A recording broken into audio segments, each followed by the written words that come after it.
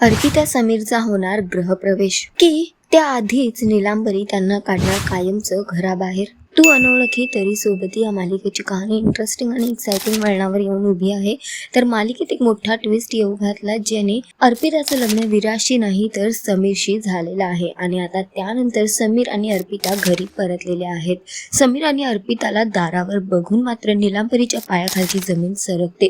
ती तावातावाने रागाने अर्पिताच्या अंगावर येते। तेव्हा मात्र समीर अर्पिताचा घट्ट हात पकडतो आणि तिला धीर देतो। त्यानंतर समीर आईला थांबवतो आणि म्हणतो की माझं अर्पिता मॅडमशी लग्न झालंय आणि हे सत्य आहे आणि हे सत्य सगळ्यांना स्वीकारावंच लागेल।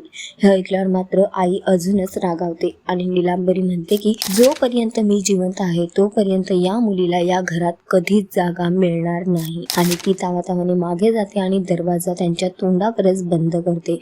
इकडे समीरने अर्पिताचा हात पकडलेला आहे आणि तिला धीर दिलेला आहे, सगळं काही ठीक होईल। तर आता बघणं फार महत्त्वाचं असणार आहे की समीर आणि अर्पिताचा सुरू झालेला हा सोबतीचा प्रवास अजून त्यांच्या पुढे काय काय गोष्टी आणून ठेवतोय आणि समीर अर्पिताची कशी साथ देतोय।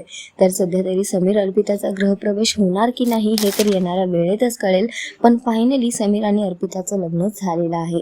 तर तुम्ही किती इंटरेस्टेड आणि एक्सायटेड आहात येणाऱ्या या ट्रॅकसाठी? समीर अर्पिताच्या लग्नावर तुमचं काय म्हणणं आहे आम्हाला कमेंट करून नक्की सांगा आणि अशाच टेलिव्हिजन अपडेटसाठी टेलिगप्पाला लाईक शेअर सबस्क्राईब नक्की करा। नमस्कार।